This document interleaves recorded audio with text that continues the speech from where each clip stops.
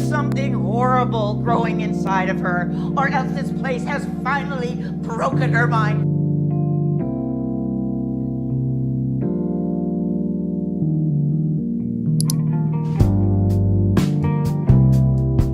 Listen, Ellis, she took the talisman. So what, Art? She wouldn't just leave. We don't know that. Maybe she... Hey, listen to me. Listen to me.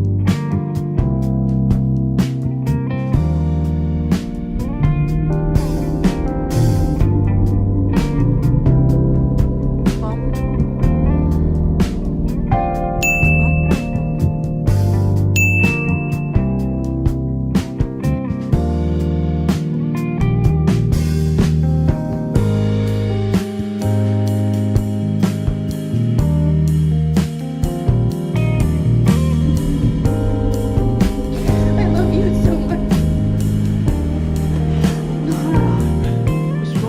Sky if you want it. And put your fingers in the sky if you want Place it. will not And break put your us. finger in the sky if you The only want way it. we go home Put your fingers in the sky if you together. want it. And put a finger in the sky if you want it, nigga. And put your fingers in the sky if you want it. And put a finger in the sky if you want it, nigga. And put your fingers in the sky if you want it. Sometimes you worry about the things you can provide for you. Whenever you around, I seem to Place come will not alive break for you. us. I finally recognize The only way we go home. for you. Although I know your man and trust me, he would die for you. These quiet thoughts that you've been going on for years now. I saw you in the party, soft lips, soft smoking. I came to talk to you, but homie interfered now. He introduced you as his girl and I was heartbroken. Some people talk about that love at first sight shit. To keep it real, I don't Place know will whether I not believe break it's us. true. But if it is, The only way we go home. right if I fell in love with you Together. before. Child.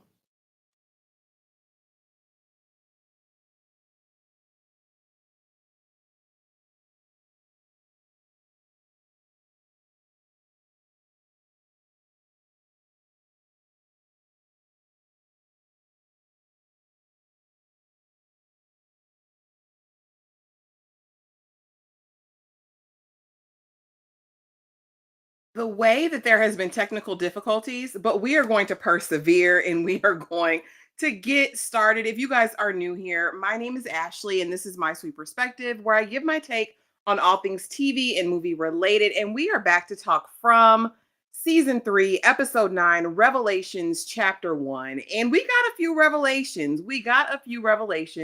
And alas, I'm not here alone. Okay, ran the ad so you know what it is. This is your last time to give theories for season 3 before the finale. So keep that in mind. Let's bring my special guest up to the stage and get her overall thoughts, see what she thought from episode 9 and if she's ready to get back to it. If all of the technical difficulties will work today. Because, yeah.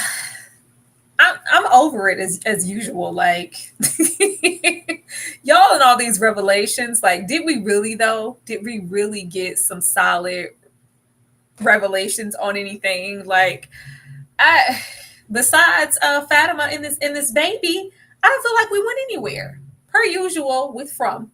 We go around the corner to go back on the porch to come back home again. Like, I'm tired of Victor. I'm tired of them damn Matthews. I'm tired of everybody. Like, what revelations did we get? Because maybe I missed them. I be tired. Did I miss them? I feel like we now know who Tab is or who she represents. That though. That was a revelatory thing, though, but it was kind of confirmed in this moment that she the mother. You are the mother, Tab. You are the mother. Listen, we'll get to it. We'll go all through the things, y'all. Today has been a wild day. I just want to preface this live by saying that, so bear with us. And hopefully everything comes on down the line and comes together. I missed part of what you said, so if this is redundant, Tyra, don't, whatever. I just want to know your overall thoughts for a penultimate episode, and you know what that normally means for a series. They're going to give us some huge climax and do all the things. Did this episode deliver for you in that way? And what were your overall thoughts just as an episode in TV, period? I mean, it was a decent episode. This feels like an episode that wouldn't be the ultimate one leading up to the season finale. It seems like we need more time. I'm never going to jump out the window and expect for From to give us an abundance of answers, because they wouldn't do that. But I would be lying if I was like, oh, this really has me ramped up in anticipation for the finale, because I really don't know. And if they are coasting on whether or not Fatima's life is going to be hanging in the balance in this creature popping out as like the bang, it's not quite that. But I think because we talk about it so often and we see so much, if you're paying attention, you already knew Tabitha was over there being Victor's mama. We we knew that already. And it's just certain stuff that you can see. And I'm looking for the things that we aren't seeing. So when we have revelations in this episode and we're met with things that we haven't seen all season that we're expected to kind of hold on to, like Boyd and the Parkinsons, I was like, where they came from?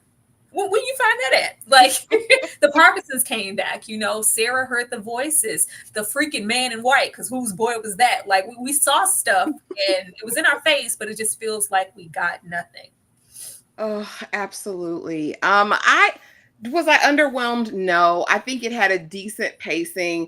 I like when shows have me talking to the TV, and I was talking to the TV completely during episode 9. Did we get as many answers as I wanted? No, but I think we're on our way to a great finale.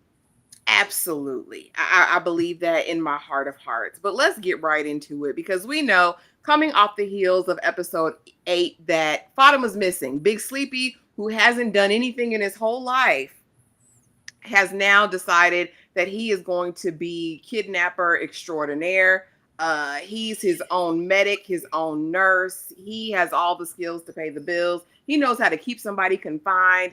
Hey, he's on a mission. And so Boyd and Ellis, we meet them in the woods. Boyd almost falls out, has to confess to Ellis what's been going on with his medical condition. And now it's time to see Donna. So he's come to the colony house and he's like, Donna, what's up? And she's like, listen, Boyd, I'm not going to snitch out Fatima, because she's going back down memory lane. She's like, oh, we had the party. She grew the best ganja. We love Fatima. The people love Fatima down. So I'm not going to do that. He says, well, hey, don't worry about that right now, because Fatima's missing.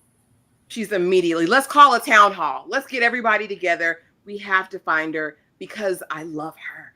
Talk to me about Donna. Do you think that this affection that she has for Fatima is truly just her affection for Fatima, or do you think it's more far-reaching? Is she thinking of the greater good of the community by not telling them the truth?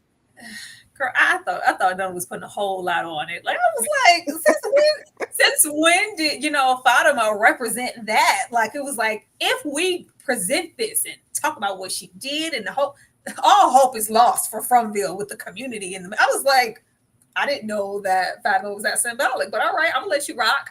Like, I really was shocked by Donna in the previous episode. I thought that was a line in the sand, and I was like, all right, everybody grab your flags, plant them. Acosta, get on over there in a uniform with Kenny and Boyd and whoever else, I thought that this was going to be like the ultimate choosing of sides. So for her to just flip-flop instantly, and it's just like, we have to find her. She means so much. And we know that she loves Fatima, but I thought like she was standing on business. But she said, no, I'm standing with Boyd, and I always will. And I was like, all right, we know who's going to be on what side, but Donna's going to definitely be over there with Boyd. Yeah, I too. I was prime time thinking that Donna was going to be part of this new faction, because whether or not we see factions in season 3, they're coming. There is going to be a divide in the From. I know that for a fact. I feel it deep down on the inside. But maybe it is going to be like this old guard versus new guard, which I could see that, right? So Acosta, Randall, Mitzi and Bitsy, aka Mullet, and Nurse Crackhead. Maybe they'll be on that side, and this will kind of be representative of the old regime. But either way, I don't know. I hate, and somebody nasty in the comments, and I probably blocked you, so you're not here anymore. But you got in my comments talking about, yeah, tell this town everything, blah, blah, blah, blah, blah. Here's the thing. As a leader, I feel like Boyd and Donna owe people the truth. Whether I know the people are unstable, right? It's groupthink. You're gonna have that in any society. But I think when you start gatekeeping the truth, it sets you up for anarchy and rebellion. What do you think, Tyra? It does. This is nothing but a jump start for distrust for you being a liar. We've had so many situations this season where we are looking at Boyd sideways. And she even says, last episode, you can't go over the people's eyes with the speeches and they don't believe in you like that anymore, Boyd. Tell them or I will. And that still rings true now. Everybody's out, down and found Fatima, but nobody knows what she did.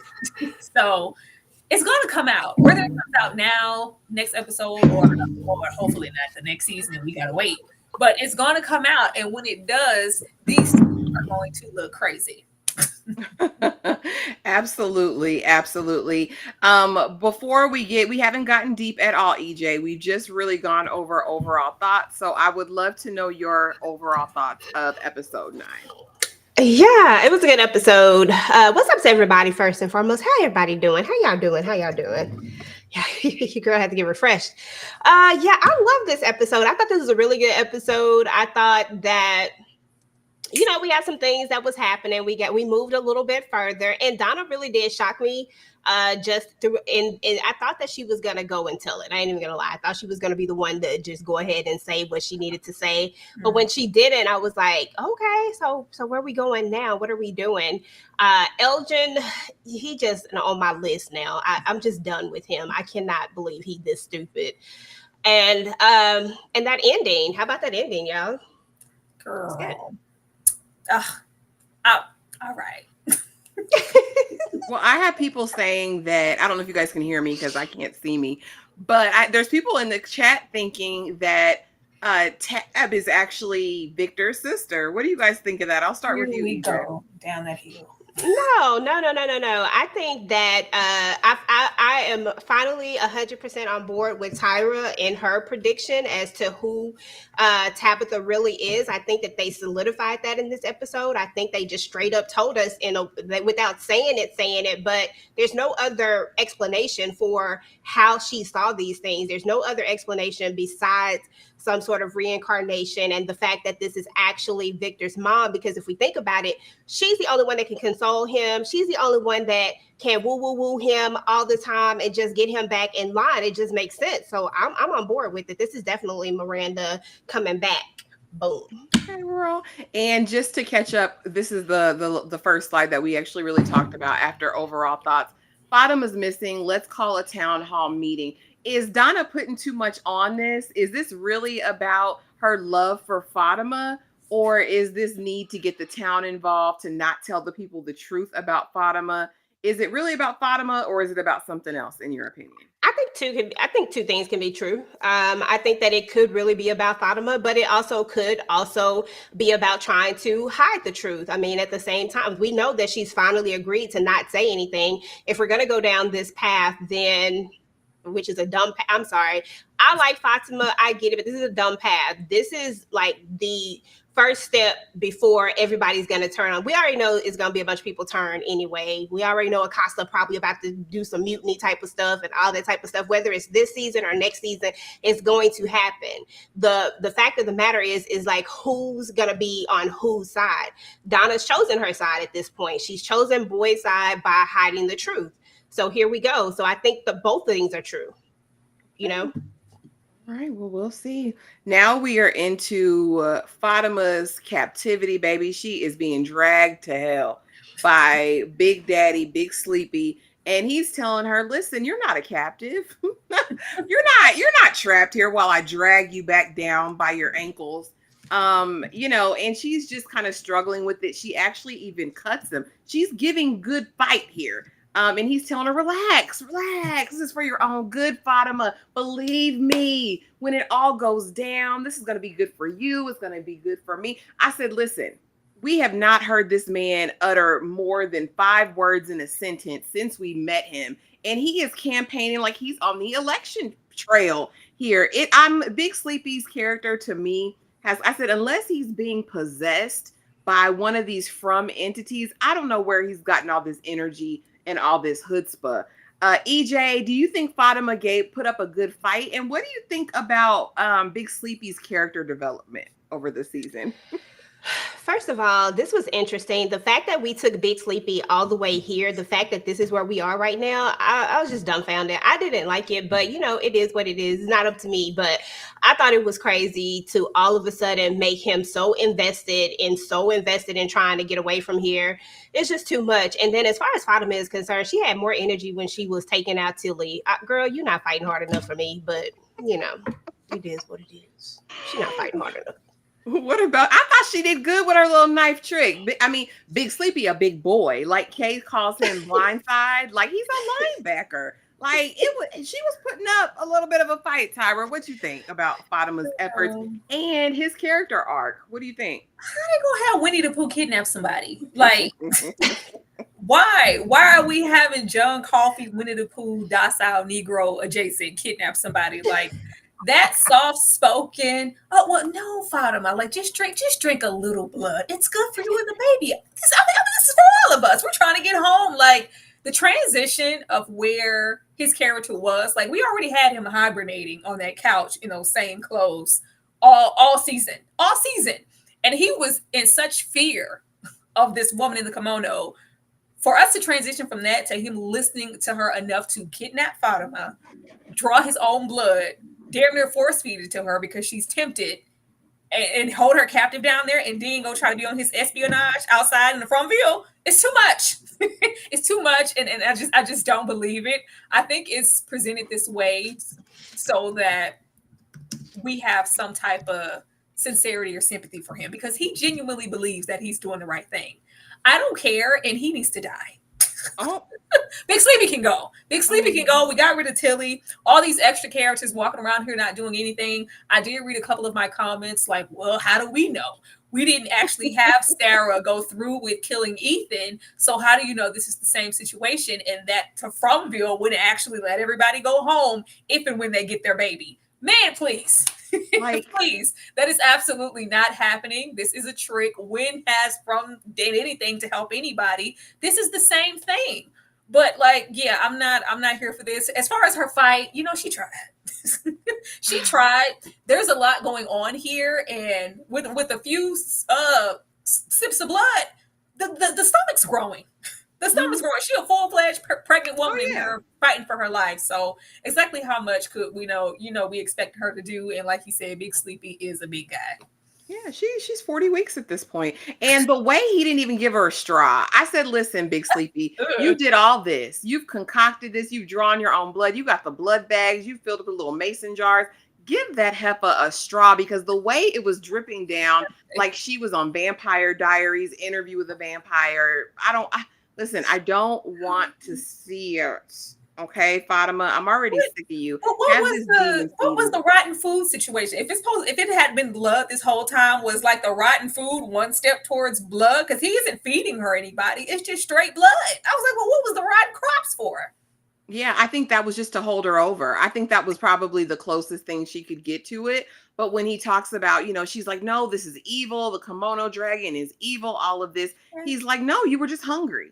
Girl, that's all. You were just hungry. That's why you killed Tilly, because you were hungry, Fatima. It's Sleepy rationalizing, holding her hostage, and force feeding her blood is insane. Everything. She said that baby was sleepy. Okay, it's not sleepy. That baby was hungry. Mm-hmm. Like, you weren't feeding the baby, Fatima. Feed that baby. You weren't. Feed the baby. Now Victor's lost it, baby. He's throwing everything out the window. He is done in the farm. He can't control himself. He's like, give me an axe. Of all of the things in the universe to give me an axe. And here we have top flight security and Sarah trying to talk him off the ledge. Victor, where are you going with the axe? I'm going to cut down these damn trees because ever since the trees came, everything's been wrong. Everything's changing. I'm losing my pattern. I'm looking older. My hair is turning gray. Everything is bad for Victor at this point, and he doesn't know how to cope. Tyra, talk to me about Top Cop, and what was she gonna do? What are you gonna do, Top Cop? Respect my authority. That's misrespect my authority. Like, it's the constant cop movements for me. Like, hey, buddy. Like, hey. Like, she would grab for that gun even though it's up in there. Where are you going with that axe, man?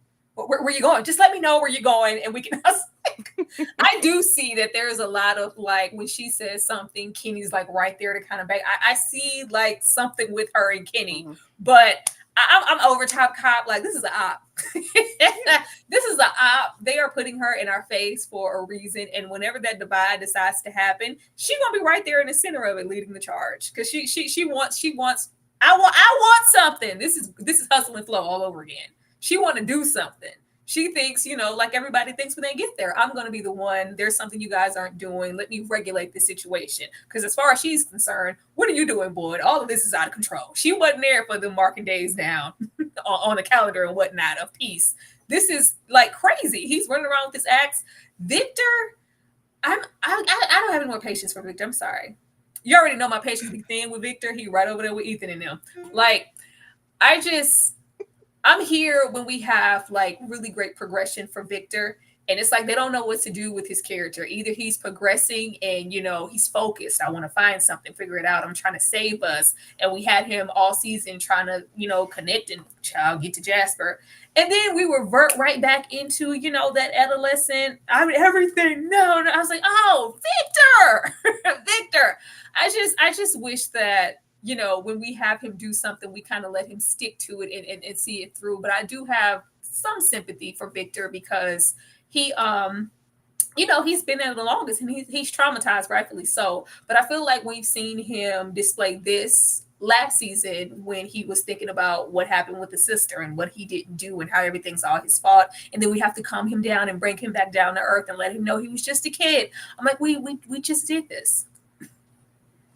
We've been there, done that with Victor. I'm actually, and y'all know I like Victor. I've liked Victor as a character from the beginning, but this is getting tired. Like, I think for character development, he's gonna need to die.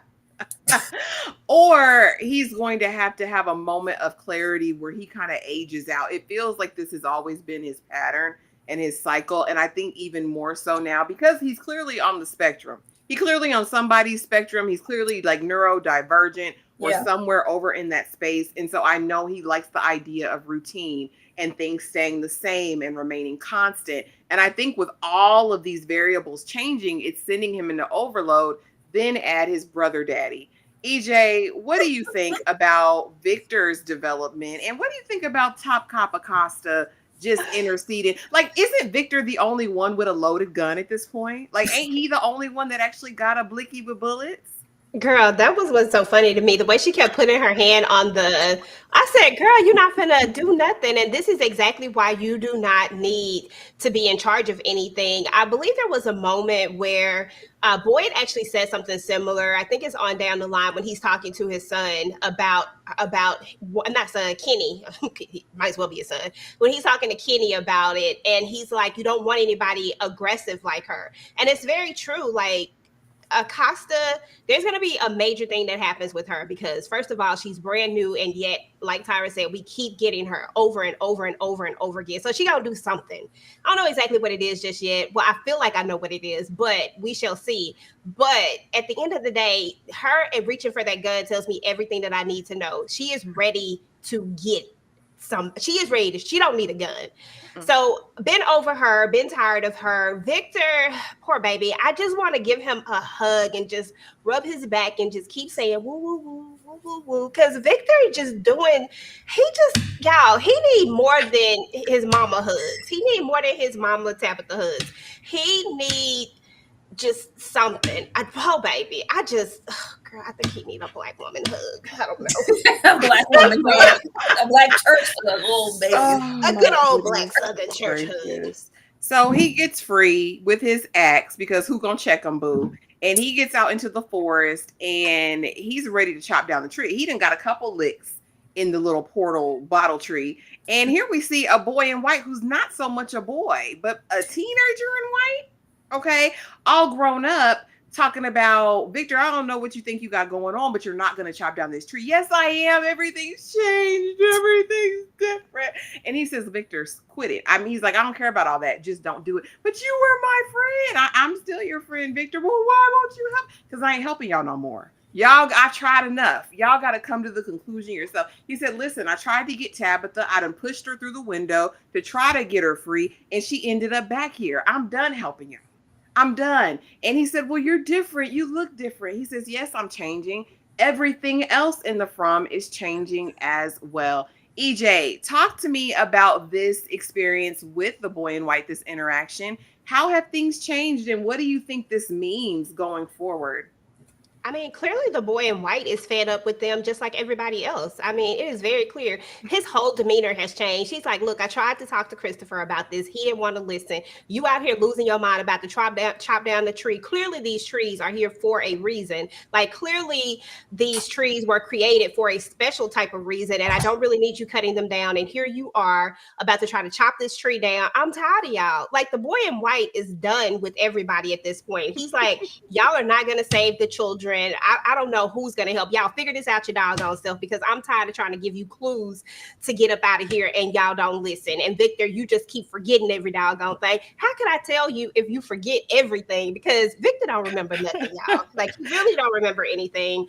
So I feel like the boy in white, literally, you can see the change on him. He's not that same innocent person anymore. With all the changes that's really happening in the place, I feel like it's also affecting them as well. Like, something major is happening and there's about to be a big shift.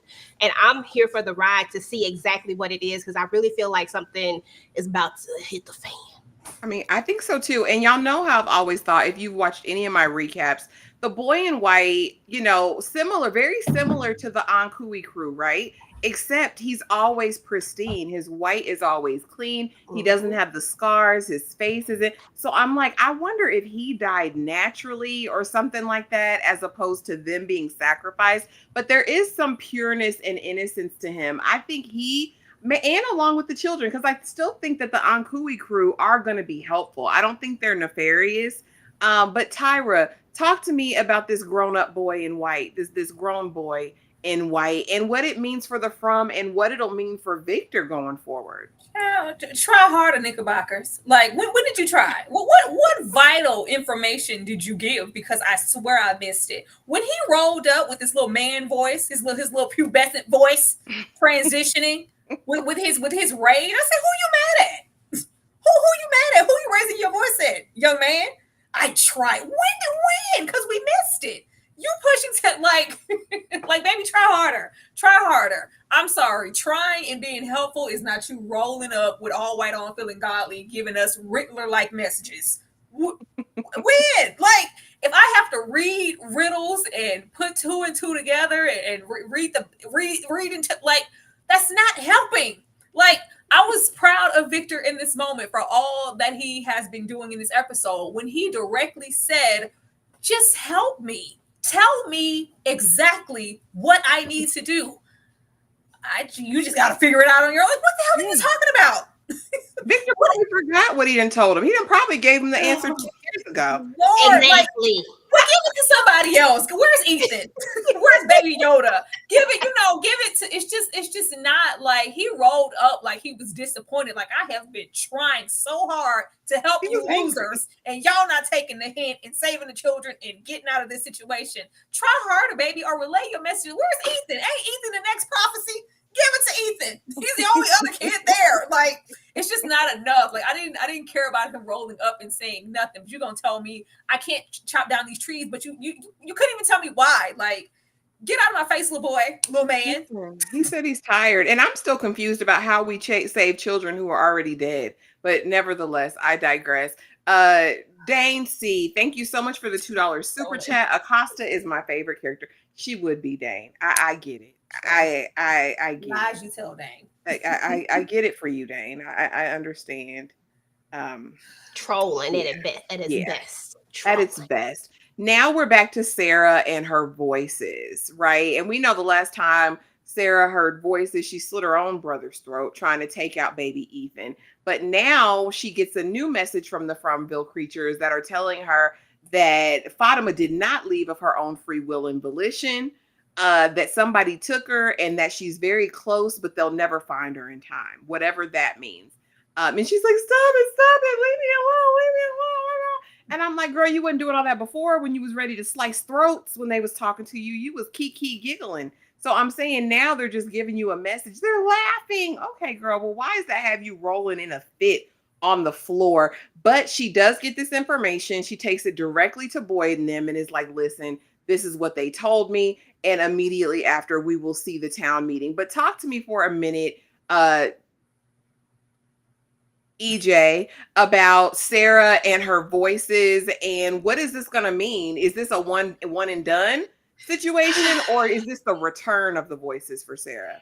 Listen, I was so mad at them. Like, I need them to leave Sarah alone. Sarah has been through a lot, and these voices got her in so much trouble. She finally got her house back, y'all. Like, finally, she don't have to be outside in the woods nowhere trying to survive and all of that. So I just need the voices to chill out. These voices are petty. Like, when you talk about petty, they are the pettiest of the pettiest. You're gonna give this message to Sarah out of all the people to give the message to, of course, right? You're gonna give it to her, and then you're gonna taunt them with the fact that they're not going to be able to find her. I hate these doggone voices at this point. And for Sarah, at the end of the day, Sarah is on the edge always to me. Like, I like Sarah, but at the same time, I feel like Sarah is always right there on the teeter of the edge, and y'all got to watch her because y'all never know what she might do. Because sometimes I feel like she can still be influenced by the voices if need be. But I don't know. You know, I want to believe in her, but it don't take much. Like I said, it didn't take Big Sleepy, but one conversation, one Polaroid, and he was completely on a mission. On a mission. I'm just, it just boggles my mind. The fact, and I think the next time, if this is persistent for season 4 and going forward, I think she'll move in silence. I think she will do all her deeds in silence going forward. And I think she'll be smarter next time. But she's probably going to unalive somebody because she's not too far removed. I don't believe her redemption tour. Tyra, talk to me about Sarah. And are the voices here to stay? They better be. What we're not going to do is use Sarah as the plot device. We ain't heard one voice all season, and here it goes. I'm like, right, damn it, right after she put that broken ornament together, she had just had a little peaceful moment, and y'all came and snatched it right back. Like, this felt contrived. This felt like that whole scenario of getting Boyd and Jim out. You know, Thomas on the phone. Hey, mom's out there in the ambulance, and she's going. I was like, what are you guys giving her this information for? For them to do what with it and do some bidding for you to catch somebody in a certain predicament? I don't know. It felt like it felt a little shady because we're not telling it to help. We're not, you know, you're saying this for us to be out here seeking and looking and like, because you're never going to find her. So, you know, do what you got to do. She said they were laughing. Actually rolling around on the the voices floor. were laughing. Like, yeah, we're having a kiki about it. I wouldn't even, you know, take heed of it. But yeah, leave Sarah alone. And this better not be the last time we hear the voices, because it shouldn't be, you know, plot driven. It should be, you know, natural, because them voices was on her neck last season. That part. Now let's tell the town. Boyd gets in there with his fingers up because, you know, he put your fingers in the sky. All right. He, you know, listen, they've got Fatima. You know, because boys stay lying. Could it be them people that may have come in and snuck in unawares? You know that Fatima is out here on the run because she's a killer dilla. But he tells them, go 2 by 2 out everywhere, and we are going to get it done. They pair Donna and Acosta. Julie goes with Tab. Jim, you know, I don't know if he takes baby Ethan or whatever, but they are sent out on a mission to go forward, and find Fatima. Okay, whoop-de-doo ding dong. Meanwhile, Jade, my bookie, y'all see him. Y'all see that salt and pepper beard? I just got to take a moment for it. We saw it. We saw it. When I tell you Jade is so fine. And he's the clue. But anyway, he's up on his ladder, the bottle tree, getting the things, you know, because he's like, I need to get some answers, because he's still on a mission. Like I told you, my man is going to get to the bottom of this at some point, right? But jump scares, and what do Jasper and Chris want? Because the way this little slappy Jasper jumped bad at him when Jade was talking reckless. He was like, what are y'all? I talked to enough of y'all. What are y'all up here for? And Slappy, aka Jasper, went, and he almost fell off the ladder. I was ultimately tickled. And then we see Victor's brother daddy, Henry, come right up at the most inopportune time before we can even question Chris and Jasper. I tell y'all he's an op. Y'all keep playing in my face like I don't know what I'm talking about. But I know Henry, Victor's brother daddy, is up to no good around the neighborhood. Tyra, talk to me about this whole moment. Were you scared? Did you jump when Jasper jumped? And why was Henry right there before Jade could even have a conversation? You know I didn't. In what conversation? They wasn't going to allow that. They weren't going to allow that. They are one and the same. He was about to have a conversation with himself. These are the conversations and the things in Fromville that I have been waiting to happen.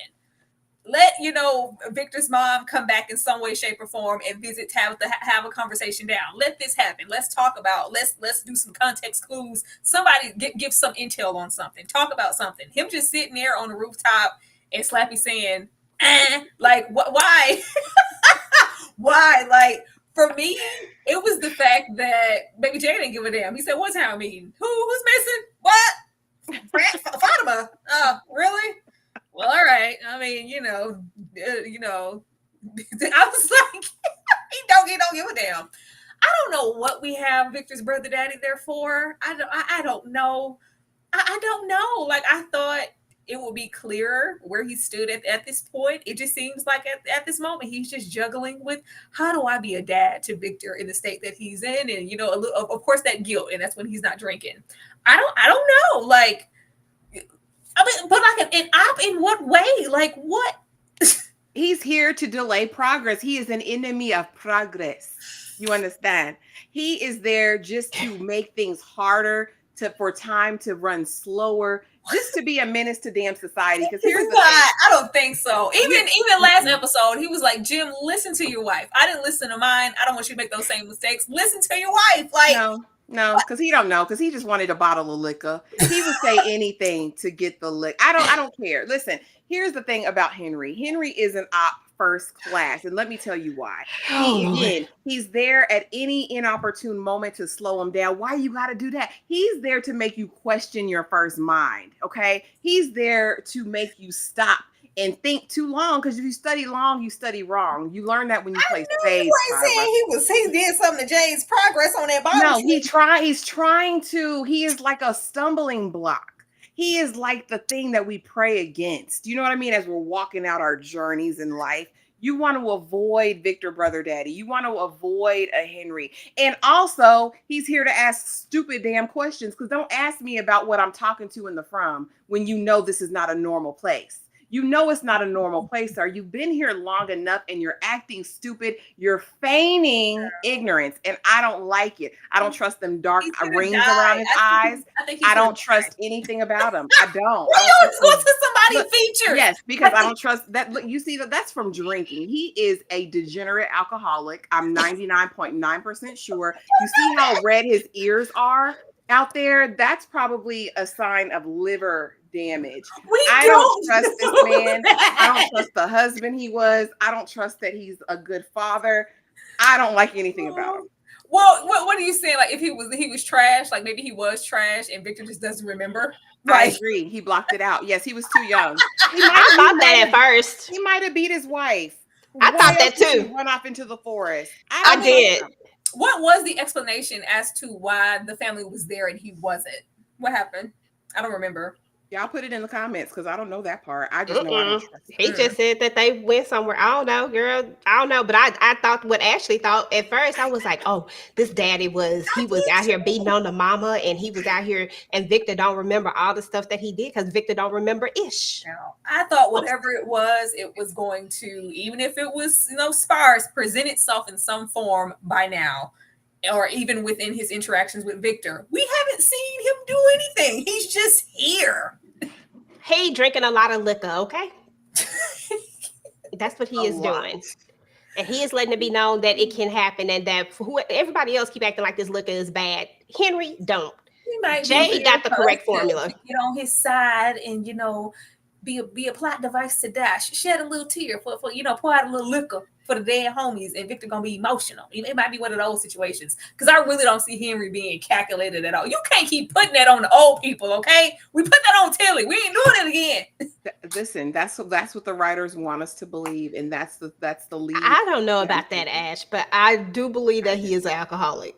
A degenerate alcoholic. Them rings around his eyes have not left. I don't trust him at all. And then furthermore, Jade, my Buki with the full beard, y'all see it. He has to tell him about his son. Like, give grace to your son. Your son's out here being Tarzan, and you're complaining that he don't eat with a fork. You know what I'm saying? It's petty. It's petty, Victor, brother, daddy, Henry. Just love that son. He's delayed. He's on the spectrum. He is neurodivergent. He's maybe a combination of some of the things. You know what I'm saying? He say all of that, Ash? No, I said a combination.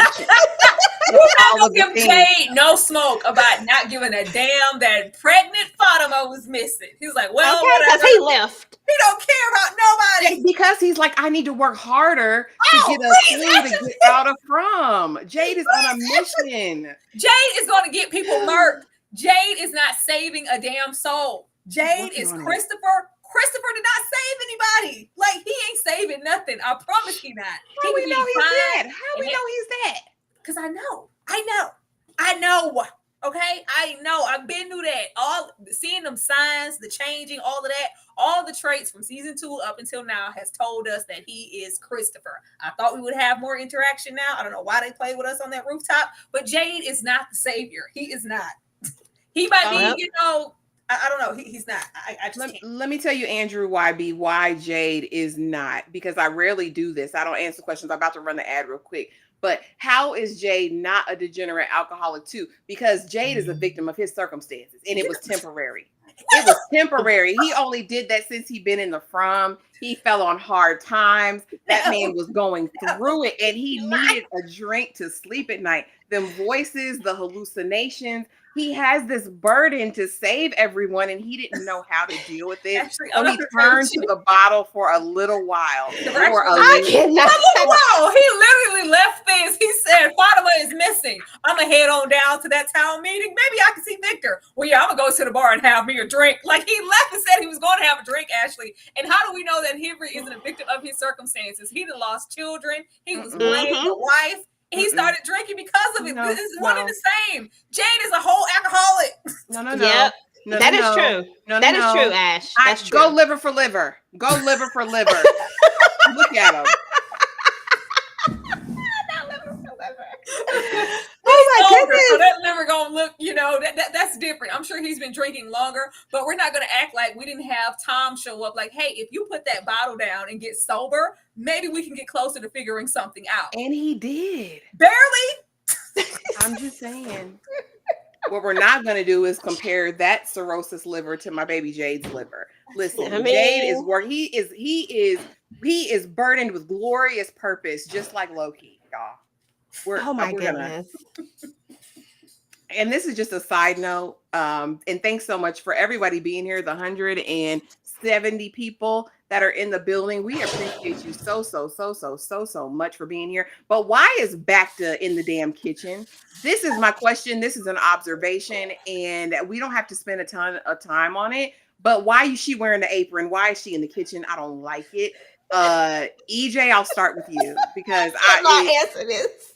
I will. You can answer it. You know why? I cannot answer this question. Listen, Bakta said that she just want to cook for the people and make them feel better. Like she need to have a sense of belonging, and she needs like mammy, like a mammy. No, because I don't like it. We already got Elgin over there, giving John coffee.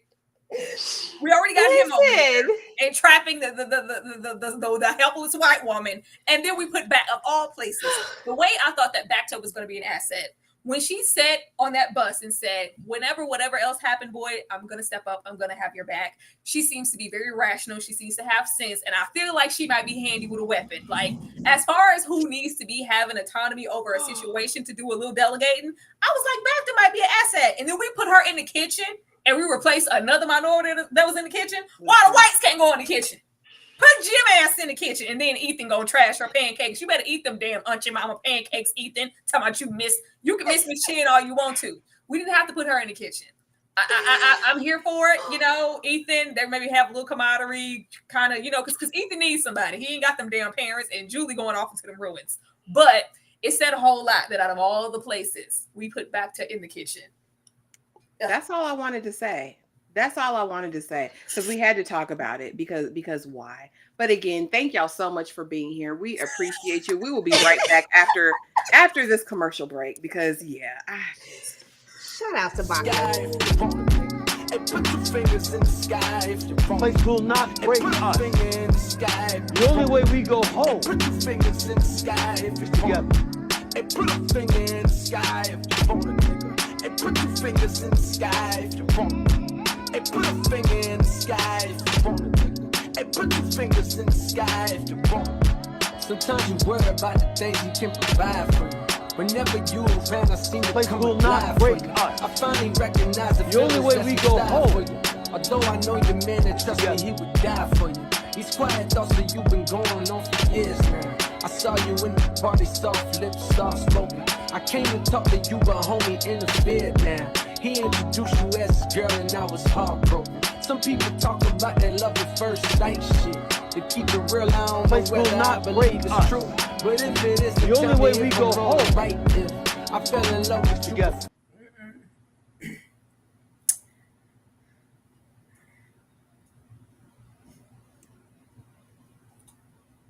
Okay.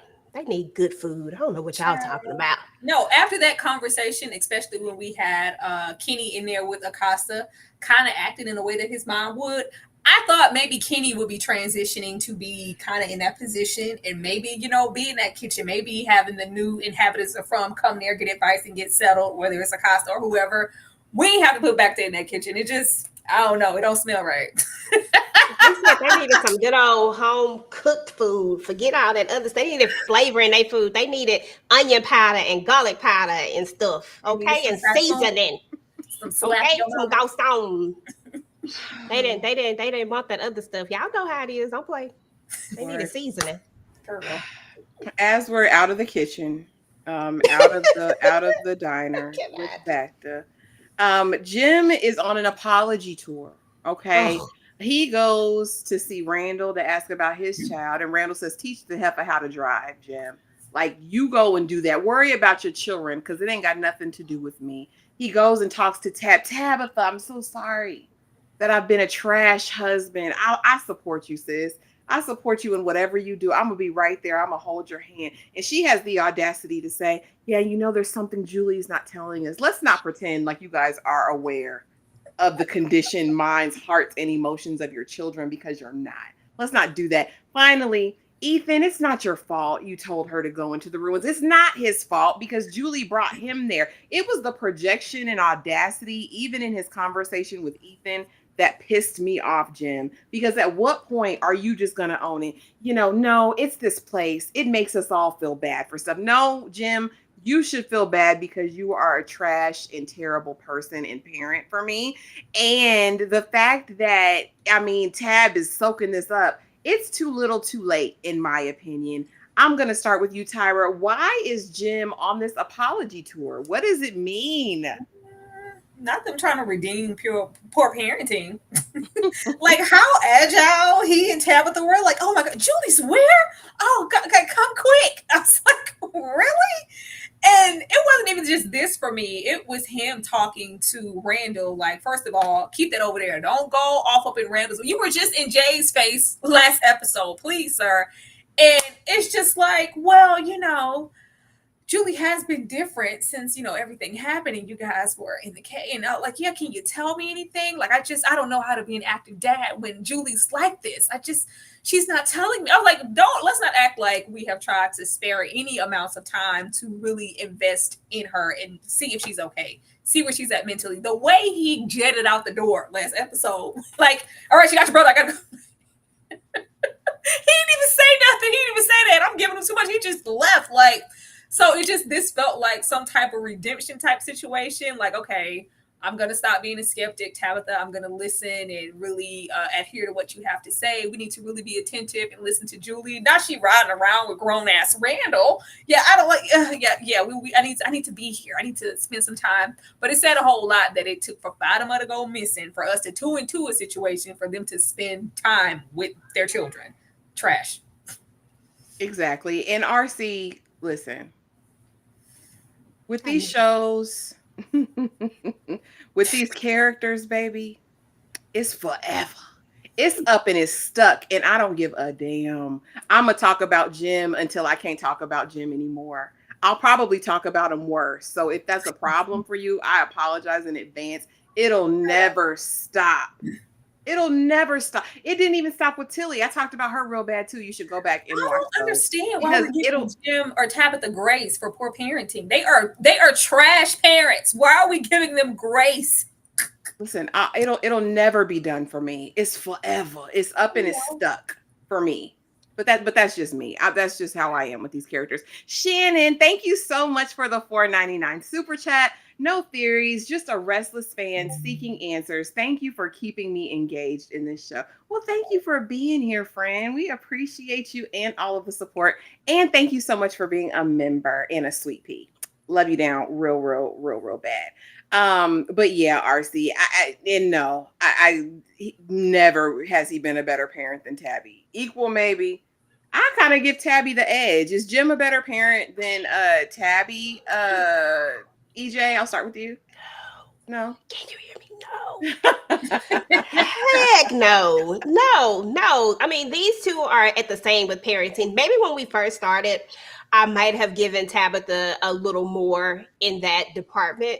But as we've kind of went on, I mean, they both the same for me. I don't think one negates the other. You know what I'm saying? I don't think one thing is better than the other thing. She literally left her kids knowing that, well, I can't remember exactly what it was, but she turned around and left immediately, right?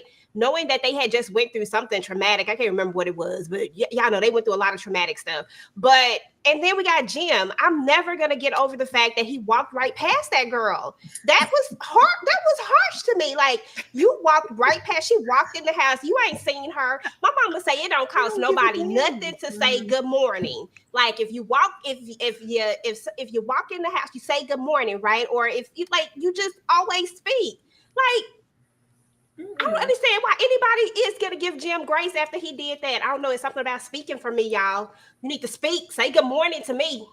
Damn it. No, he's in this episode like he's just clueless with Julie. Julie, if she ain't did nothing amongst all her attitude and distance, she said verbatim, I need you to step up, Dad. I need you to be here, be present. I can't do it alone. I need you to be here for Ethan. I can't what more does she need to say? And it feels like you have gone in the opposite direction. But now it's like, I've seen the error of my ways. Old Henry said, I need to listen to my wife last episode. Let me act like I have some sense and start apologizing and making amends. All right. It's episode 9, Jim. Too little, too late, Jim.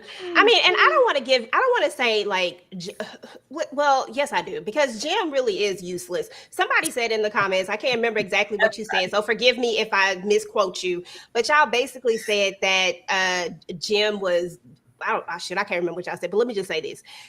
Jim ain't done nothing, like nothing at all. From the moment when he came there, he decided he was going to build an antenna, right? Well, that was stupid. I mean, we wasted time and resources on building this antenna that did nothing for us.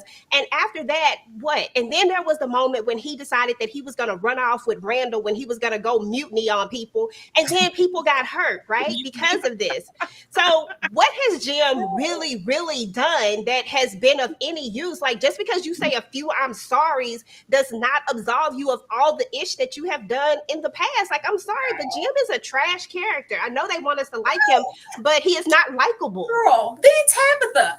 I lost all hope with Tabitha. Tabitha will be just down and out, and I don't have time. But somehow, we know why, but she always has time for Victor. All the softness, parenting, sincerity that she takes out time to show Victor, she rarely gives that to her own children. So get out of my face. You can go with your husband. I just want to say that. Don't leave her out. Y'all not wrong. Oh, Y'all she not can get wrong. it too, girl. She can get it too. Like I used to like Tab, but then at some point she just became just like. But hers is just different from his, and it's like packaged in this. But she cares about this part. But she does this. But no. But what about her children? There's no way in the world I would have left my children and ran off into that doggone tree, knowing anything could happen. Look, what's his name? Ended up in a doggone swimming pool. Like we knew that you could end up anywhere. I get that you was like, let me try to help my child. Let me go. No, I'm gonna stay right here to the end. Like, period. Like, I'm not finna get up here. I don't know. Talk about it. Well, let's talk about the Matthews family as a whole, because they are just trash since they entered the From. How many casualties have been a result of their antics?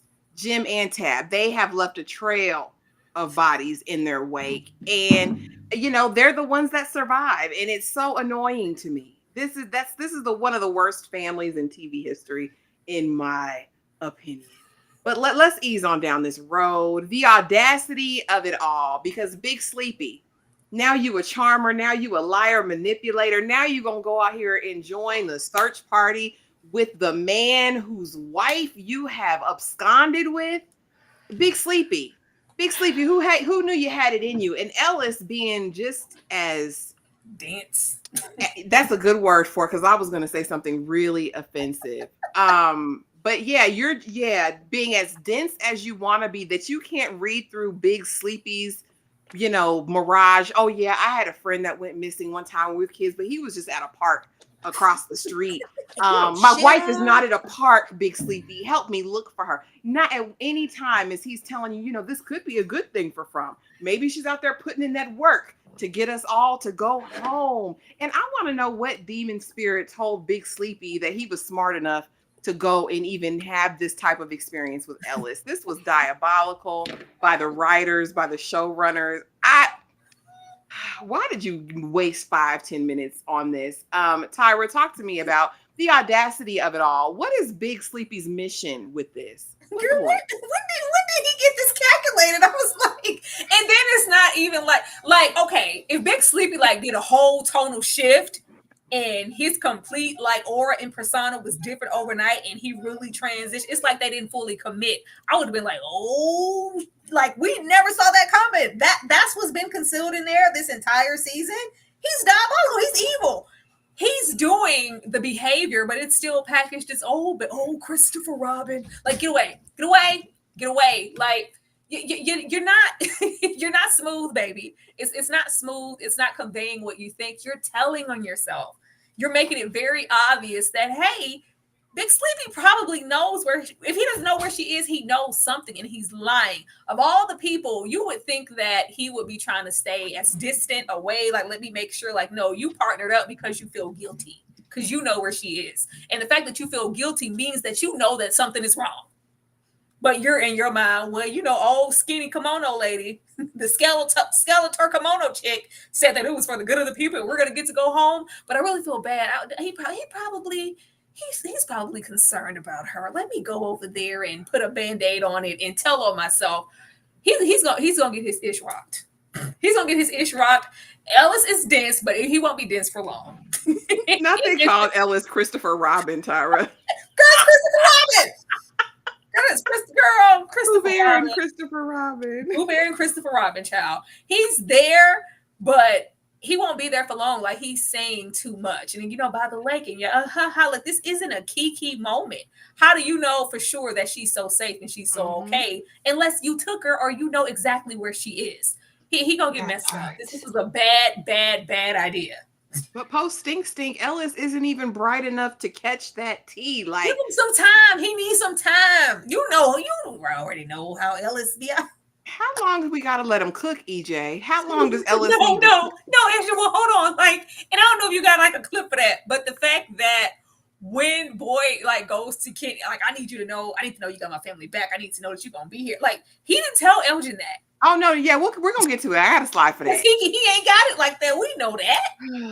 No, he don't, because he's too worried about Fatima. He know that he would never be the person to be able to. He just don't. But I do feel like he's clicking. I feel like you can see his wheels turning a little bit. It's like they're trying. It's like the light. The light bulb that it wanna come on, it's about to go out, and you keep trying, it just keep kind of tinkering like that. That's how his is.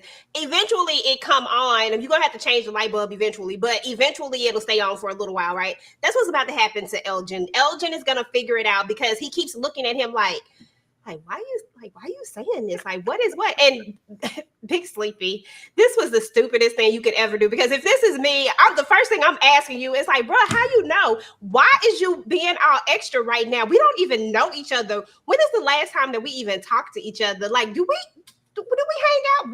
Why you even here? Like, but I just be agitated like that. So, I might not be the right person to for this, but I get real agitated if somebody just kept saying something like that to me. I would have been like, something's not right with you. But I do feel like he's gonna eventually figure it out. But the thing is I feel like what Tyra is saying is right. Right now, Elgin is very, very not Elgin. Ellis is very, very on edge about Fatima, even though he has this meek, mild spirit. And I feel like he can channel. I feel like he can channel his daddy. He can channel his daddy when his daddy is on edge. And I feel like if he channel his daddy on edge, Elgin might need to watch out at some point. But I did think Elgin was gonna take him to the upper room in that water when we went out there by that river. I said, is he about to take him out? Gonna tussle. He was like, well, maybe next episode. Oh, Lord, not wade in the water. Pipe down. Meanwhile, Donna and Acosta are out on a mission. Acosta, pipe down, is what Donna basically said, and I'm paraphrasing, because Acosta, again, top cop. She want to be the one. Well, why haven't we gone to question Sarah? Donna said, Sarah ain't do this now. Well, how do you know who did it? Who did? I'm not telling you all that right now, but let me tell you something about this place here. I need you to live a little bit longer in the from. You come in here trying to throw your little badge around, throw your little weight around, Acosta. Girl, you're not her. Like, you're not her. And if you want to make it in this town, just sit back, relax, and you might learn something. EJ, talk to me about this interaction with Acosta. I want Acosta to fall off the highest cliff, to fall into the deepest ditch, get run over by the ambulance, or something of that sort, because I'm over looking at that weird look she has on her face, the way her chin always juts up. Like, I'm just so over Acosta and what she represents. But talk to me about this interaction. Did Donna go in on her enough? Listen, I don't think she did. I'm telling you, White Costa has written all over her forehead. That's exactly what she has. I don't know if you caught my whispers, but that's what she has written all over her forehead. She is about to literally go ham on them. Like, all it's going to take is the right situation, because we already know that she about to split the people down the middle, right? We going to split the people down the middle. She's going to be at the head of all of this, and she's going to be the one taking charge, telling everybody to turn against Boyd, because she has a thing against Boyd anyway. So we already know that that's where this is headed. But all I want her to do, Ashley, this is really what I want her to do. I just want her to change her damn clothes. If she just change her doggone clothes for like 1 second, maybe if she just goes civilian mode, because right now I think this uniform gives her like some kind of power. Like, she feels like, oh my God, I put on this power and I'm still this. Girl, you are nobody's cop. Like, nobody cares anymore. Take this uniform off, take a bath, take a shower, do something. No, she's top cop. She's never taken it off. She's unless somebody makes her. She loves it. She likes what it represents. She feels like she's somebody. I'm somebody. Tyra, talk to me about Acosta and Donna. Acosta, pipe down, sis. Pipe down, niece. This is all the ammo she needs, because I asked you. I asked you. You lied to me in those woods. She's a traitor. She's over there with Boyd. Charge! And they're going to knock everything down. And they're just going to knock everything down. It's going to be wood everywhere in the damn colony house. Like, all of this entitlement. Like, girl, sit down. Sit down. Like, I need her to fall into the deepest pits of Fromville. Because, we don't learn until we get it. Like, we can't really tell you too much of anything. She's trying to make sense and be logical. Like, well, why would they tell Sarah that? Why would they just tell her exactly where she is? Why do we have to go? Because that's how it operates here. And I don't have time to coach you through anything. And what sense would it make anyway? I wouldn't even waste any time, because Kenny tried to do the same thing last episode and you didn't give a damn. You're not listening. She wants to be logical and be a cop. That's why she ain't taking off this damn uniform and it's glued to her body. Like, that's not you're out of that. Like, I would think that the occurrences that she's seen so far would be enough for her to realize this isn't a real place. This isn't any way to be logical or to try to make things make sense. And maybe I do need to listen and take heed to what some people have to say, because I don't understand a damn thing about this place. Even, Donna being patient, like, after we find, like, make yourself useful and I'll tell you about, I don't owe you nothing. I don't owe you anything. And you've lost, like, any privilege that anybody would feel the need to take you in and show you the ropes are, because you being so anal and a little asshole. She's annoying as hell. She is annoying and she is super entitled. And the fact that every single time something pops off, she reaches for their hip, it's an issue. Oh yeah, it's an absolute issue. Like she don't, like, we worried about them creatures. Like, the fact that we had, like, Fromville is an issue and enough. We have an op on the outside who would willingly kill a person. All of that, give her a chance, let her rock, Nikki. Yeah, that was that one incidental thing. Let Victor had popped out with an axe and she doesn't know how it works and how Victor works. She would have shot Victor. So when he had a weapon, he was going, like, girl, she is on edge and she needs to sit down. And I just really wanted Thumper to, like, thump her in the middle of her damn forehead. But I guess we didn't have time for that either because we're looking for Fatima. Yeah, we don't have time for it. But get her out of there. Now, I wondered about this because now we're in the woods. And, of course, Boyd and Kenny are out there searching for Fatima together. And they always have their deepest moments in the woods. I said, what is that about? What is that significant of? We know that Kenny is the child that Boyd always wanted and didn't quite get in Ellis. But he asked Kenny in this moment, take my place. Listen, the Parkinson's is back. It's sped up. It's in my leg now. Like, listen, or however Parkinson's works, y'all. I don't know. Just no disrespect. But, take my place. I need somebody to take over this town because Acosta, she not it. She hot-headed. She's not teachable. She don't want to listen. She's not going to sit down and learn anything. She thinks she knows every damn thing because she's been to the academy. Okay.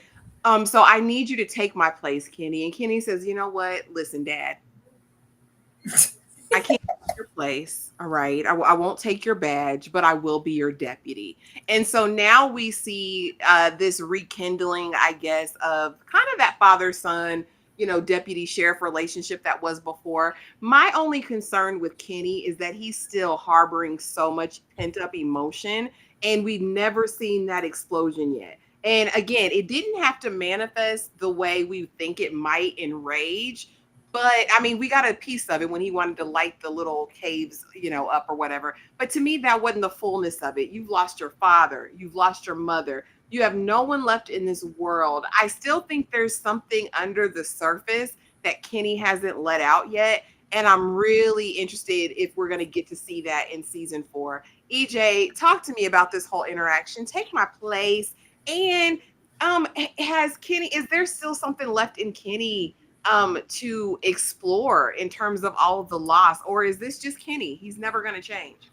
I think that Kenny is just where he is at this point. And I think this place isn't going to allow him to really explore any of that. I think that you don't have time to figure it out. You don't have time to allow things to move on. Like, this place is a constant reminder of everything that it has taken away from him. And so I think he's just who he is at this point. And I think this place is slowly changing him. But I do see glimpses of him, like that Kenny that we saw before, but I don't think he'll ever be the same. I love this for them. I've always liked these two characters. I like the relationship that they have. I always thought that he was more of a son than Ellis was. I mean, honestly, if we didn't know that Ellis was his son, I would never have thought that Ellis was his actual son. And I think that I love that Boyd has that, because I will ride for Boyd 100%. I don't care what decision Boyd's make. I get that he done made some questionable ones, but he done went over and beyond for these people. And if they lose Boyd and have to deal with Acosta, because that's where, to me, this is trying to travel, that there's going to be a power struggle, and that power struggle is going to be Acosta versus them. And I believe Kenny will wholeheartedly align with Boyd. I think that this is them aligning together. And when that struggle comes, Kenny will be on this side, and it's going to be Acosta on that side. And I don't know who she's gonna have on her side. Maybe Randall or some dog. Yeah, Brotherhood of the Night's Watch. Brotherhood gonna be over there. Exactly. So I think that's kind of where we're going. We're just kind of like putting people together. Like we're gonna have Donna, Boyd, Kenny, like they're all gonna stand together while the rest of these people are gonna be against them and Acosta. Mm. And which is Tyra, stupid. what do you think? Is Kenny going to be on the right side of history? Is he going to be on Boyd's side, if that's right? And what do you think about his character arc and development? Did you expect something more from his character this season? Girl, I think the opposite. I think he's gonna be over there with Acosta. Oh, she gonna give him some of that cook nanny, huh? I think he's gonna She be give him some over of that there cat. with Acosta. Like the way that he was like, so you want to come and be, my partner? He's like, I mean, I guess. Like, I really don't want to come. Like, there has been no anything with them all season. We haven't seen a whole lot of Kenny all season. We got a little bit of grief, but not a whole lot. The only thing we've been getting from him is this doesn't really feel like home. It never did without my family. That's all I had. And even if I would go home, what the hell do I have to go home to? Like, I've lost everything. And him moving to Colony House, yeah, I think it's over. I don't think. Tell me this: is it because Acosta gonna give him some cat? Is Kenny finally gonna if Kenny gets some cat, hallelujah! Give Kenny. He needs some. Cat. Free for Kenny. But not no Acosta cuckoo. No, he don't need none of that cuckoo. At this point, I don't care. We ain't gonna act like Acosta ain't no dog. What's good, Bloody? She might look good, a little good outside her work clothes. We don't know. We ain't seen her take the uniform off. I look different outside of my work clothes, though. And she might be giving Alicia keys under there. I don't know. Coochie for Kenny. Hashtag Coochie for Kenny in the chat. Please don't do Coochie that. for Kenny. Drop down in the comments. Hashtag Coochie for Kenny. I'm here for it. I don't give a damn where it come from. Anyway. I just don't want it to come from there. Ooh. Anyway, our options are limited. Okay, Christy turned them down plenty of times. We don't got time. Coochie for Kenny. Yeah, I think that whatever they had, that little rapport, I think is gone. I think it's gone, and I think he felt sorry for Boyd in this moment and wanted to tell Boyd something he wanted to hear. And it wasn't like, I'm not even gonna lie to you and go like, he was looking like, who the hell would want to take on your job? I don't want that response. I don't want that. It's like, I mean, I'll be. It felt like pity. Like I'll be your deputy though. Like I'll try to give you some sense of comfort if you're feeling like you might, soon to be on your way out. But yeah, I feel like he's lost a lot. And under Boyd's, reign type situation, a lot has happened on Boyd's watch. And I don't think, the way his mother went out is ever going to really just sit right with him, the dad. Like, yeah, listening to you and following whatever rules has gotten me where. Lost both of my parents. I think that this has been Kenny's villain origin story this whole time, and we didn't even know. Yeah, I mean, he said it. I lied to you about what happened to your daddy. I lied about Sarah. I lied about this. I lied about it took me 2 days. He's lying right now about Fatima. He stay lying. He stay lying. And then Boyd is not like Boyd of yesteryear is not this Boyd. You don't want to be this Boyd's deputy.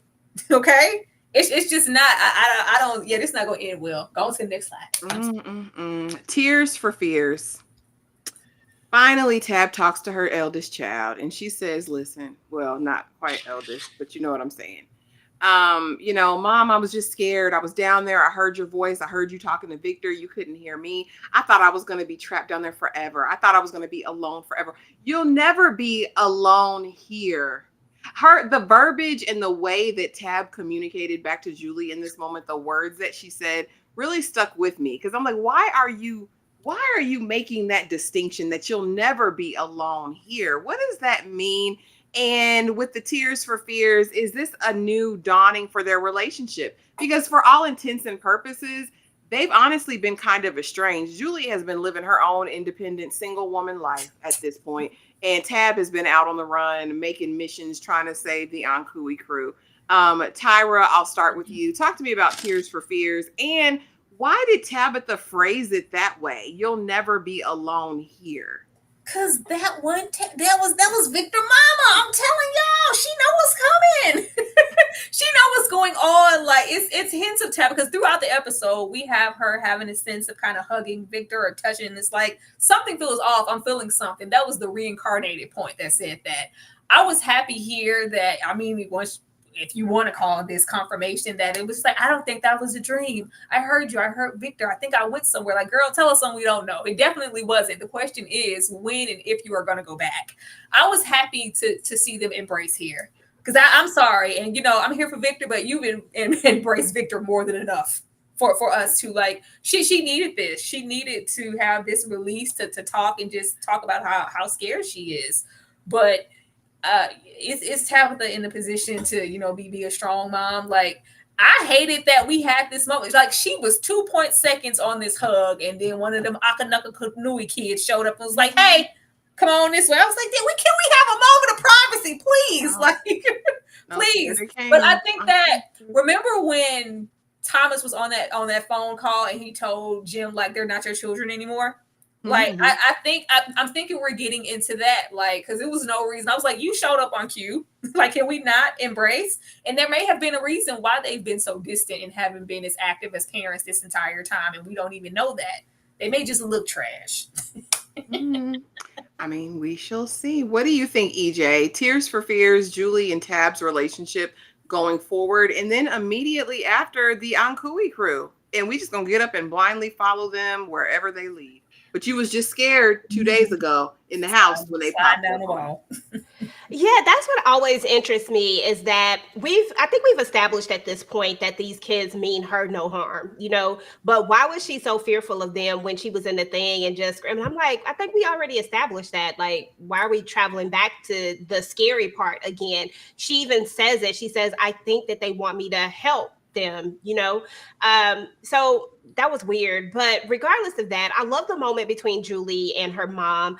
I love the fact that Julie was able to talk to an adult because, dang it, Ethan is tired. You know, Ethan is so tired of having to be the adult for these people. You know, he's tired of having to listen to people's problems and figure out thresholds and all these things, right? So it's nice that the adult in the house is actually listening and taking in what's really going on with her. So I love that part of it. I believe she should have followed them. Like, I don't think these children meant her any harm. I think we know that. So I was glad that she followed them. But they are giving mixed clues. I mean, they are giving mixed messages when it comes to the little Ankui children or whatnot. And girl, I really need them to clean them up. Like you said, I mean, they really are dirty. Because they done been through it. They were sacrificed on the bloody rocks. Hey, whenever they come up out of this, then they'll look like the boy in the Knickerbockers. And I guess we'll see them Wow. ascend into the heavens or something. Yeah. I'm really confused about what's going to happen when they save Because they're these dead. They're like, children. what are we saving? All right. But yeah, we're going to blindly follow them down into a cavern somewhere, but we'll get back to that. Because meanwhile, all this is going on in the outside world. Big Sleepy's still gone, but Kimono Dragon is back at it. And she's going to pin Fatima down because she's powerful. She's got all the power. And all Fatima can do is take it. I need to know immediately from you, EJ, what's happening here? What's going on with is Kimono Dragon trying to take something? Girl, Kimono is the doing the midwife? most. What's happening? Kimono, because I definitely spelled kimono wrong on my thumbnail, and somebody came through my thing talking about you spelled it wrong. If y'all don't get out my chat with that dog, not this chat, but if y'all don't get my chat with them misspelled words, yes, it was misspelled. You knew what I was talking about. Listen, first and foremost, the fact that she was able to like actually make herself real, because I thought she was just a figment of everybody's, mental, right?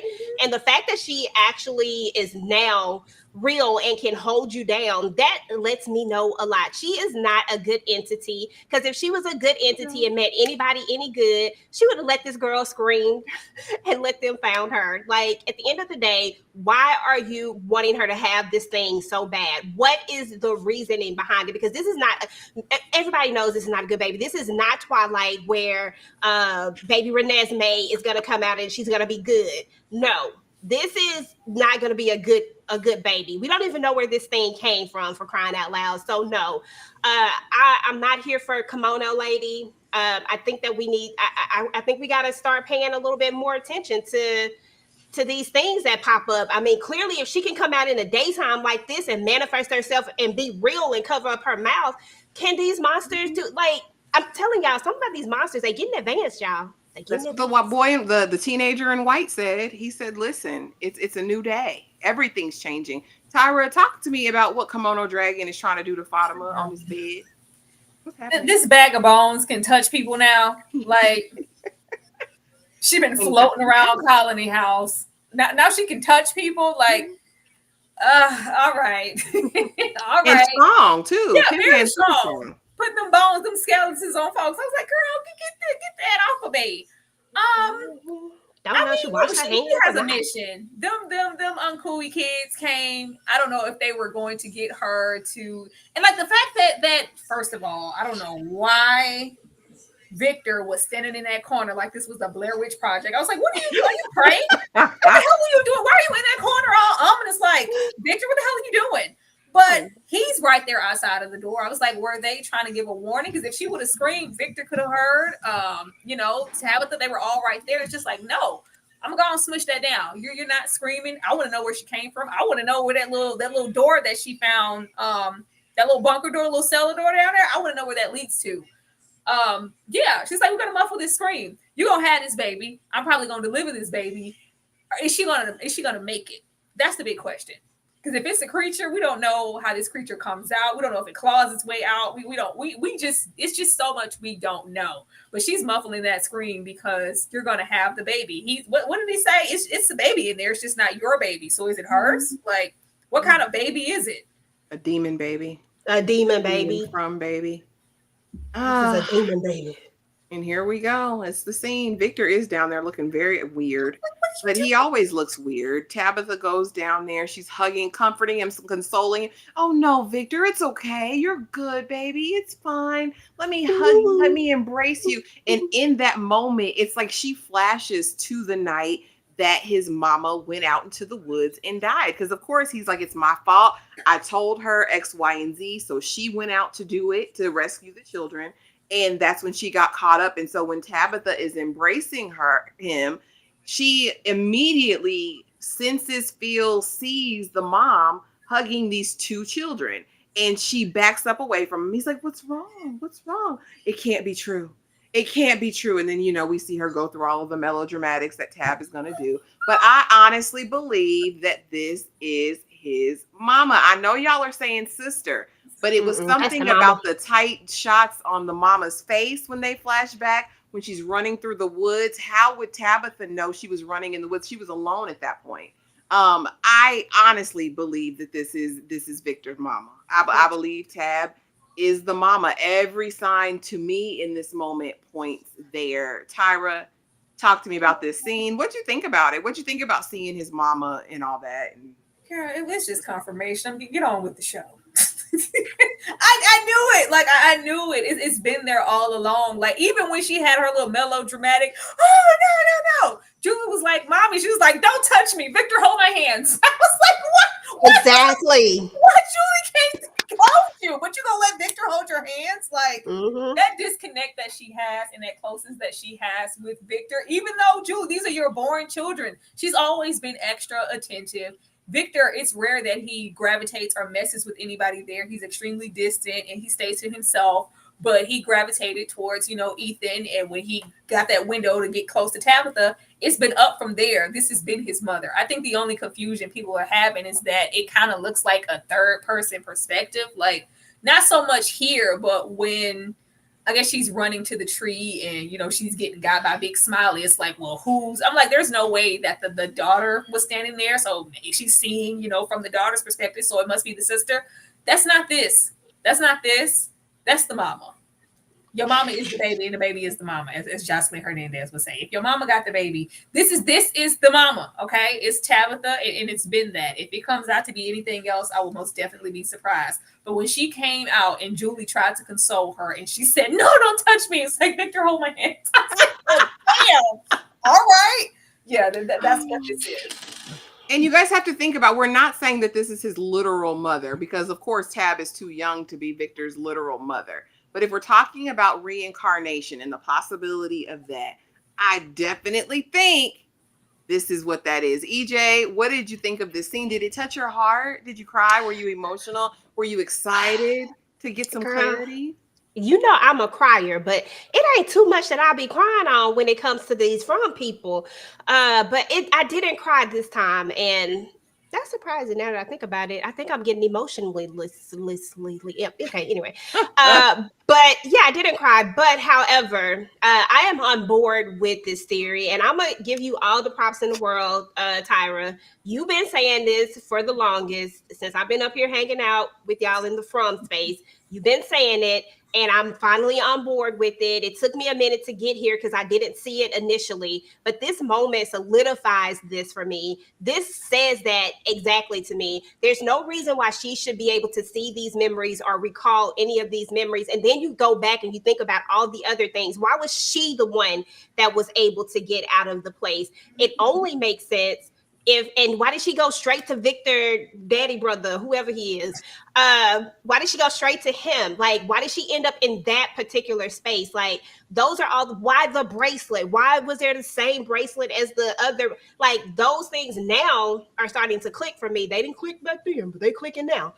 But it makes sense. It doesn't make sense for the sister just because. I don't know. It just don't. It don't make sense for the sister. I don't like the theory of the sister just because of, like I said, the bracelet, her, just all the things, her being able to see the memories, just like Miranda saw the memories. Everything. Like everything just lines up to that damn tree, just like he wanted to do with the mom. Like, I don't know why we couldn't wait to the daytime, but I guess she was that part. Yeah, all of those things. Yeah, all of those things just run, like just add up to this is definitely that. And girl, I thought I was the only one. I thought it was crazy. I said, did she just like embrace Victor's hand, like let him hold her hand, but was shooing her off? And listen, I don't know who it was. I think it was RC. Shout out to you. You know I love you, but I think you was the one talking about they wasn't no good. They was good parents. Girl, that says she a bad parent again. Again, you gonna shoot her off. And then she was had favoritism. She just realized she was this boy mama, and now she's showing favoritism. Child, please. Tyra, read your super chat, or whose super chat is this? Is this yours or EJ's? I'm not sure. It's me. I see it in the chat. Thank you so much. Tab didn't flip out because she realized she was Victor's mom. She flipped out because she realized she's banged Henry in a past life. Girl, baby, that was that husband, okay? Henry ain't always look like that. We don't know what that man looked like way back in them days, okay? Y'all need to stop. Leave Henry alone. With his red ears, sclerosis. I mean, but if we're talking about reincarnation, we could be going on and on and on. I mean, this doesn't just stop here. Miranda could be reincarnated, and this person could be. There's so many different versions you could go with this. Like, I mean, because think about all the things. Like, if she's everyone a reincarnated being, exactly, every person could be reincarnated. Like, and they just keep coming back trying to get a redo, or whatever it is. Because I'm telling you, the people in that town. I've been saying this for the longest. The people in that town did something bad. That's the reason why they're there. Like, maybe you have to die there. You have to die there to be a reincarnation, because if not, like, because Henry was still out there in the outside world. Henry would be Jim. I think you have to die there to be a reincarnation. That makes sense. That makes sense. I can go with that. There's just no way. You mean to tell me everybody and their mama in that place cannot be a reincarnation? No, I don't think everybody is. It's most definitely Tabitha. It's definitely Jade, because Jade is Christopher. But like, how many of them is it? And what does that mean for Tabitha and her children? Are you just gonna dismiss Julie and Ethan now because you Miranda? Like, don't shoot her hand. I ain't like that. Okay. At the end of the day, she still gave birth to them in whatever reality they were. If there's even a reality. If there's really even an outside world at this point. Because at this point, I don't know who these people are, where they came from, how they were created, if they're entities. I don't know anything. But I want to know, since the finale is next week, you guys, this is your time to shine. For $4.99, you can put your theory up and we will discuss it at length. But EJ, I'm starting with you. And I know you're not the predictions lady. So I want to start with you to get your feed, your read on the finale, because next week it's over. We are going to have all of the answers on Sunday. Girl, what's going to happen in this episode? I hope we get a lot of answers in this whole thing. Now, I like everybody else be looking at other people's stuff and they be talking all this craziness and stuff like that. I don't know about this thing that they keep saying about I don't know what that is. So I'm not even going to go there because everybody keeps talking about the big bad, whatever the hell that is. I'm going to stick to what I know. What I know is that we are going to explore this a little bit more about I believe we're going to get the confirmation that Miranda and Tabitha are one and the same. I believe that they're going to lead with that, and we're going to 100% know it.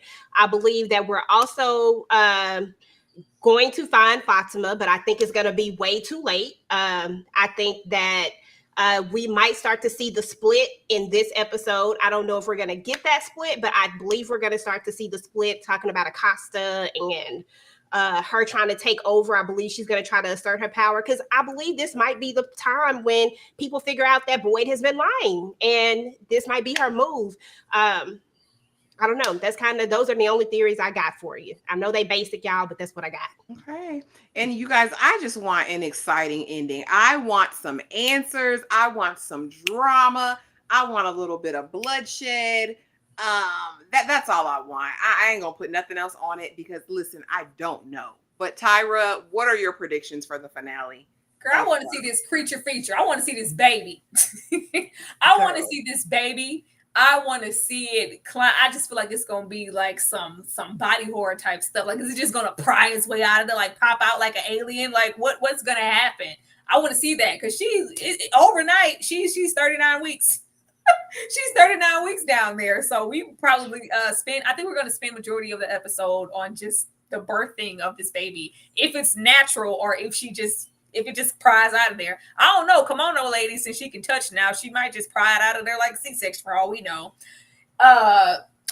Elgin is going to get dealt with. I know Ellis can be a little dense, but if and when he figures it out, and he will, he going to F him up. He's going to mess him up. Yes, he should. He should I'll be happy to see him do anything. He already got stabbed. All he got done is been stabbed. That's all Ellis has got done. His mama died and he got stabbed. That's all Ellis has done since he been in. Like he's gonna turn up because you see them dark circles under his eyes. Ellis is stressed out, and I think you lying. I think we're gonna see him pop off a little bit. You know. Let me think. What else we got going on? Child. Somebody said death predictions in the chat. It would be nice to get like some death. You know I'm always here. Like, Big Sleepy can go. Big Sleepy can go on a good day. Acosta could go, even though they are setting her up. Take Acosta out. She take being Henry out too. Real present. So Acosta isn't going anywhere. We can't. You know, these damn everlasting Matthews. none of them ever go anywhere. Like, and I'm hoping. I guess it will be Fatima. You know, we will be prepping for Fatima or maybe giving Ellis, you know, a situation for them to die. But like. Victor, brother, daddy, Henry, we could die. But he ain't done nothing to die. Like, at least Nurse Crackhead could overdose. She could die. Child said, I thought they were like gearing Sarah up or trying to give her some redemption to kill her off. But just as we got her going with Victor, we put her off by the wayside, and he's been going on ventures with Henry and, you know, everybody else in Tabitha. We kind of beelined her. So I don't even think that's happening anymore. Boy, the breaking Boyd. That needs to happen. I like that. Because that's been inching up every single episode. He's getting more and more irrational. So I want to see if he's just gonna just be screaming in the street at nighttime. Say, I don't give a damn, come get me. I don't know. I think Boyd's gonna lose it. I don't know how, but I want to see that. But I hope we get like some type of definitive answers on something. Not a lot, because it's wrong, but I would like to see a little anarchy. If the line could be drawn in the sand, that would be great. But I know that's not going to happen because we're going to be focusing on this freaking pregnancy. But hopefully that's not all we're focusing on in the episode. And they better not cut to where the baby pops out and then it goes off. I will shoot everybody. Don't do that. Let us see the baby. Oh, Lord, please don't do that. We don't want her to put not the 9. Wiki. Don't pull out the 9. Jamal. Absolutely. But I just really, you made me think about it. That again, y'all know I feel like they're sleeper cells. Brotherhood of the Night's Watch, Nurse Crackhead, Julie. I hope they get activated in the finale. I really hope they get activated. I had forgotten about that, but I see y'all's theories in the chat, and we're just gonna see, you guys. We are just going to see what happens, how it all shapes up. But before we go, ladies, what's going on? Tyra, we'll start with you. What's going on over there at the Struggle is Spectacular? Struggle Reviews TV. Oh, go watch my front video. Y'all ain't been running that up. Like, what's up? Run it up. You know what I'm saying? Watch Silo. The review for Silo is up. Go and watch that. Binge it on Apple TV if you haven't. We will be getting into that, as well as getting into shows like Dune and some other things. But my solo videos are up for those. Thursday, I will be getting all off up into She's Gotta Have It. We're going to have a whole deep dive with my guest, Nikki. But you have to be a member and behind the good old paywall, second tier and up to be a part of that, as well as the YouTube one-on-one, where you get to ask me YouTube questions, whether you're trying to start a channel, whatever you're trying to aspire to do on YouTube, or just ask me random ass questions. Once again, second tier or up, you know what I'm saying? Be a member. And we are factoring out doing a members are open. We're going to decide a watch along for the season finale of From. So be on the lookout for that as well next week, please. And yes, Ariana, Tyra will be hosting the finale. You know, we do round robin for all of our lives. So Tyra will be hosting the finale live, and we will be next week. And like she said, we haven't decided if it's going to be behind the paywall or for all subbies, but we will be doing a watch along of the finale as well. EJ, what's going on over there with the TV Junkie? What's happening? Yeah, so I have my From video up as well, my solo From video up. I have my solo Silo video up. You know, I did a Christmas movie, and I'm about to do another Christmas movie because it is Christmas season. Let's not play. And yeah, so just check that out. I'm about to drop some more. If you're into All the Queen's Men, I'm about to drop synopsis videos. Those will be coming out all week as we gear up to get to the opening episode, which is on November 28th. So I'm excited about that. I love when the show comes back on. And then I'll be dropping some other stuff. And, you know, I'll be hanging out. Y'all know how we do. Dune, we're going to be talking about that tomorrow. And we're going to be talking about Tia, because Tia actually got exciting this particular episode. And I was actually very much surprised. So I think we're going to have fun with that one tomorrow because we finally got somewhere. Did we get somewhere?